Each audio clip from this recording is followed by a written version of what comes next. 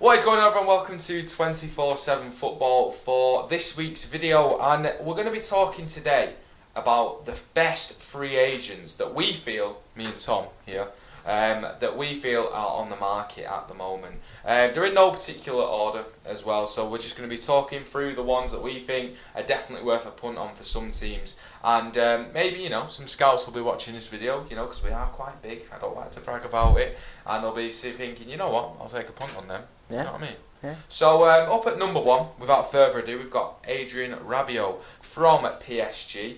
Tom, do you like Rabiot as a player? He's only 24 years old as well. Yeah, he's been a good player, deep line midfielder. Very young as well, only 24, so got a lot of room to grow as a player. But he's obviously fell out of favour at PSG with Tuchel. Yeah.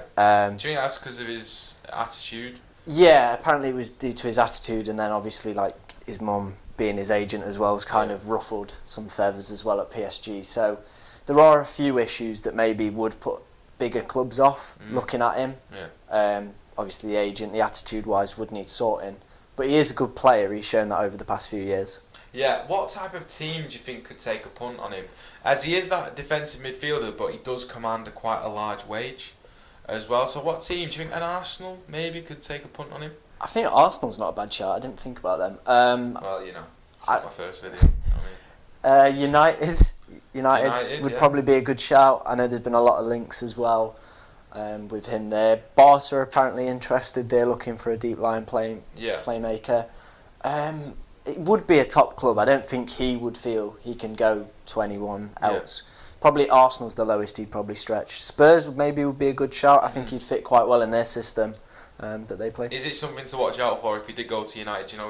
His attitude problems. We've already seen with the likes of Pogba, people like that. Do you think that would be a concern for Ole Gunnar Solskjaer? Yeah, I feel players at United are allowed to maybe behave a little bit unprofessionally, like Pogba's behaviour and stuff. I feel if he went to Spurs, maybe Pochettino would be able to kind of get that immaturity out of him and grow him into the midfielder he should be. Yeah, he's done well for the French team as well. Obviously, he's not been playing for PSG since January, forced to train with the under-21s.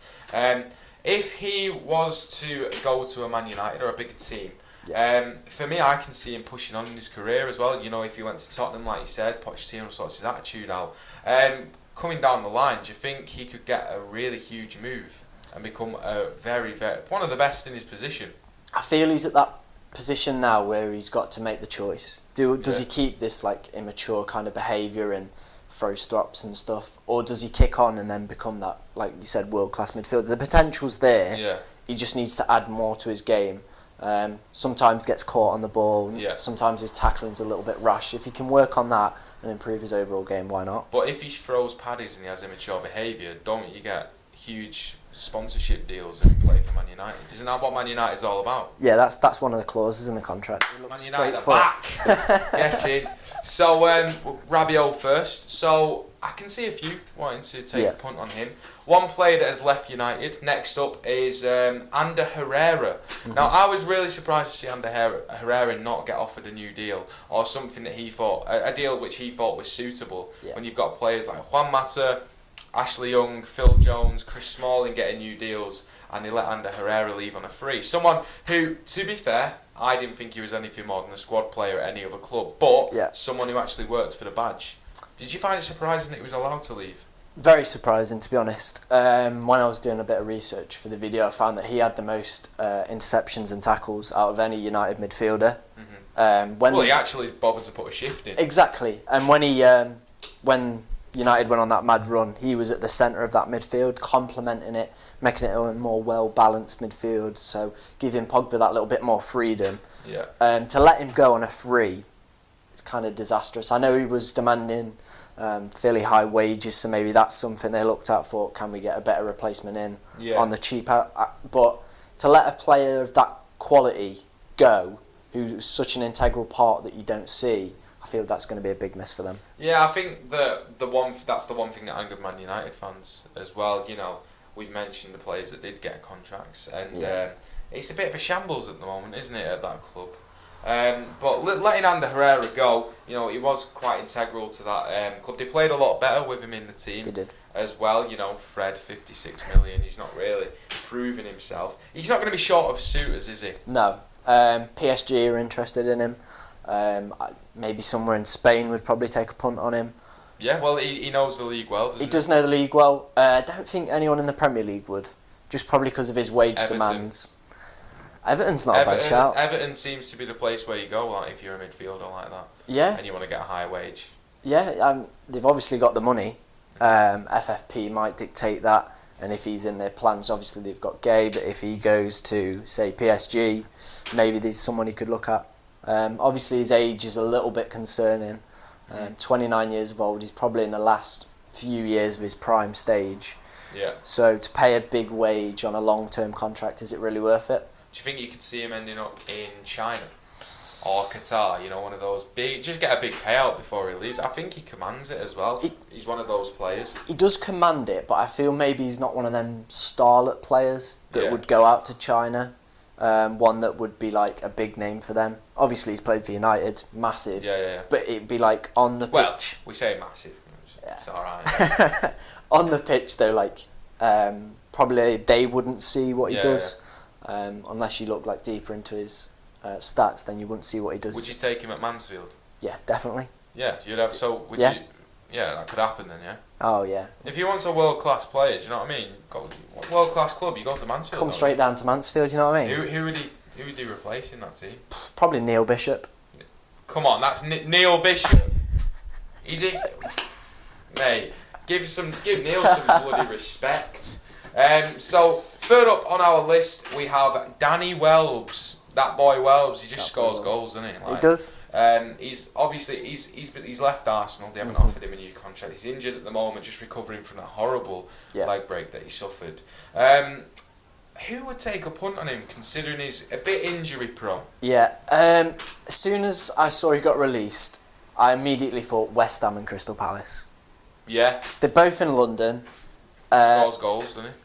They both like that kind of rubbish player who's played at a top level, who commands a high wage, and just like a naff player that gets injured a lot. Yeah. So like a Benteke, Carroll, yeah, exactly. Yeah. Javi Hernandez, stuff like that. So they've been at a top club. Oh, we'll have them.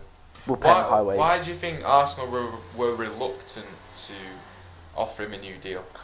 It's the injuries. Throughout his whole career. He was playing well when he got injured. Yeah, he was playing really well in the Europa League for them.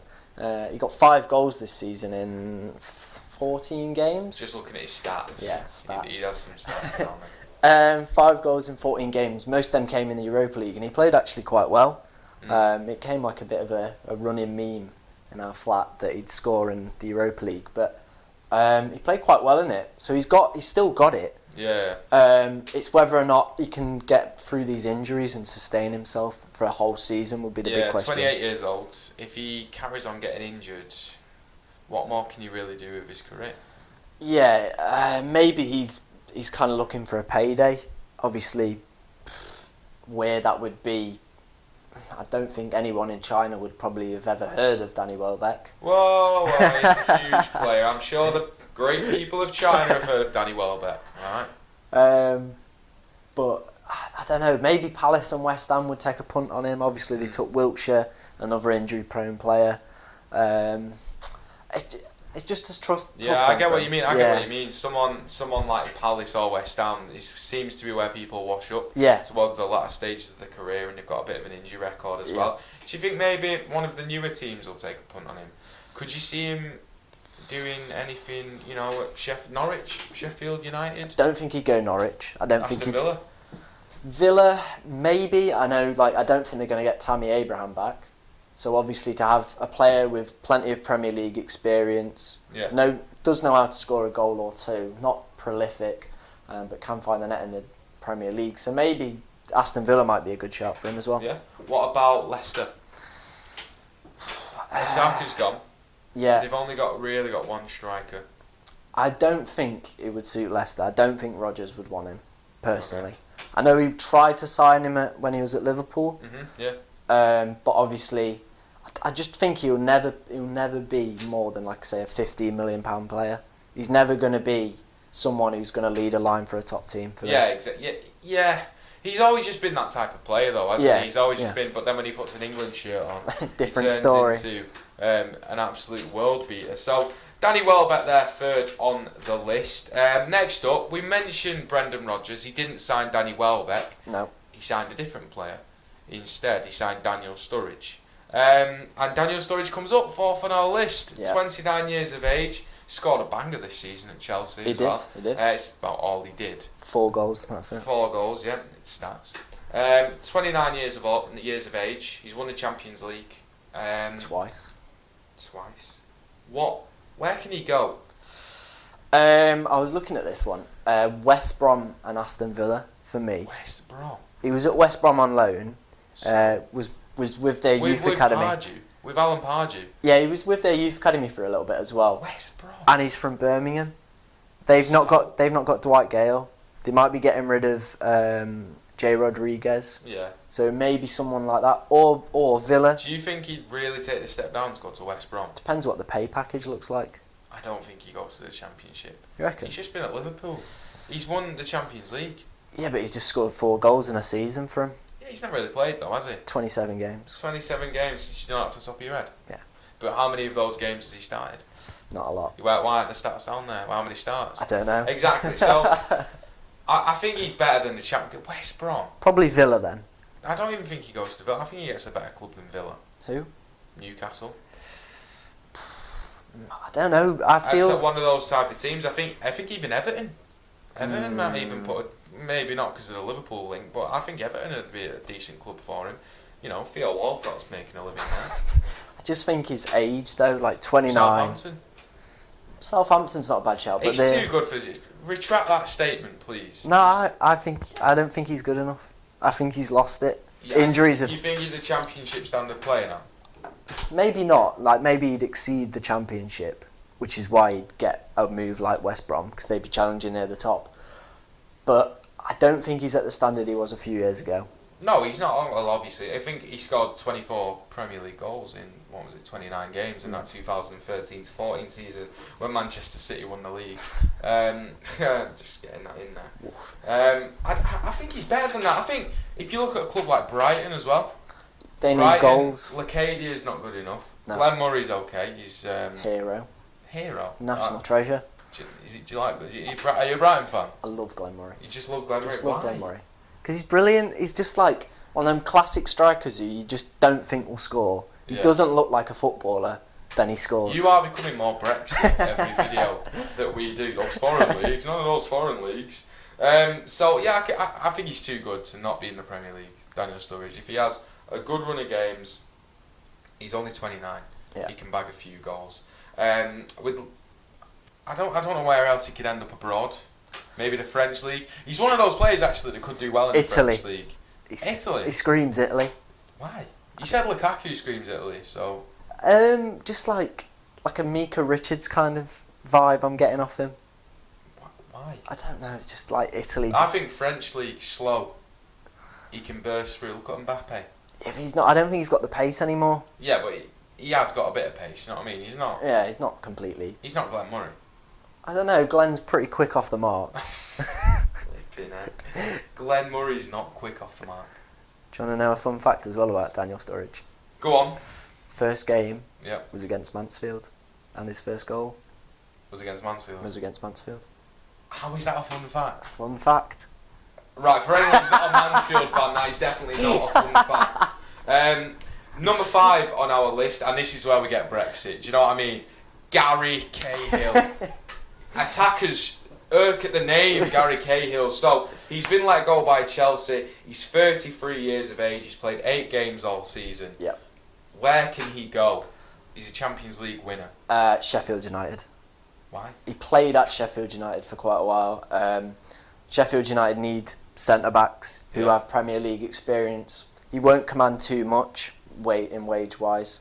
And I think that'll probably be a nice place for him to finish his career. Yeah. Or, alternatively, maybe Villa. Okay. They haven't got a proper centre-back at the club. Tyrone Mings is very good. Gone. But he's coming back. Is he? he might be coming back. Might be. If you want to know if Tyrone Mings is coming back, watch On The Move. Coming out later this week. Just plug that. Oh yeah. Yeah. Great plug. Great plug. Or check out the website. Do check out the website. football.com. There might be an article on there. There's definitely not, but you can go and check anyway. So carry on. Villa, yeah. So obviously you mentioned their Mings, but then after the Mings, it's pretty limited. So they need someone at the back who has experience in the Premier League as well with Sheffield United. I've heard different things. Go on. Burnley. Yeah. I can see it. He's a proper Burnley player, isn't he? Like Sean Dyche, love a Gary Cahill. Oh yeah. Absolutely. Well, I think he comes in right. Right. What did you vote in the European Parliament, the EU referendum? As soon as he says leave, Sean Dyche is there. Come on, son, get into the Burnley team. Come on, lad. We're playing long ball. You just hoof it up to Barnsley or Wood. We're in. We're scoring. What, do you want to play a bit of passing foot? Oh no, that's foreign. That foreign muck in my club. Just long ball. We play long ball, and that is it. I'm loving these little cameos. I've heard he's potentially going to Burnley. Yeah. Tarkowski, Gary Cahill, Ben Mee, they're clearly going for that type of system. Do you think he'd fit in well at Burnley? Yeah, I think he's obviously got the defensive capabilities. Maybe pace he hasn't got anymore, so that'll be an area teams will try and exploit when they play him. Do you think they're signing him as well for leadership? Yeah, definitely. Do you think they have that in the Burnley team, or do they need more of it? I think they've got it. I think you look at players like Ben Mee, Tarkowski, they're both experienced now in Premier League, Heaton at the back as well. It's a very regimented back line, and I think if they add Gary Cahill to that as well, their chances of survival just skyrocket. Absolutely. So, where do you think he'll end up though? Personally, if you could choose one club, where do you think he'll end up? Sheffield United. Okay, I'm going to say he's going to go to Burnley, which means he's not going to go to either of those clubs. So that was our top 5 free agents that are available this summer. We tried to keep it as mixed as possible, but we end on Gary Cahill, Brexit legend. So let us know in the comments what you thought about what Tom said, because he's clearly wrong, or what I've said as well, and what you think about those players, or any other free agents that you think we should have spoken about. And of course, if you did enjoy the video, then please subscribe to the channel, like the video. We are on our knees. The kids need new shoes. We need subscribers. So please subscribe to the channel. Tom, do you want to add anything else onto that, mate? No. No, brilliant. Right, so Tom, thank you very much for coming on again. Thank you very much for watching. Check out the website, check us out on social media, and we shall see you next time. Thank you very much.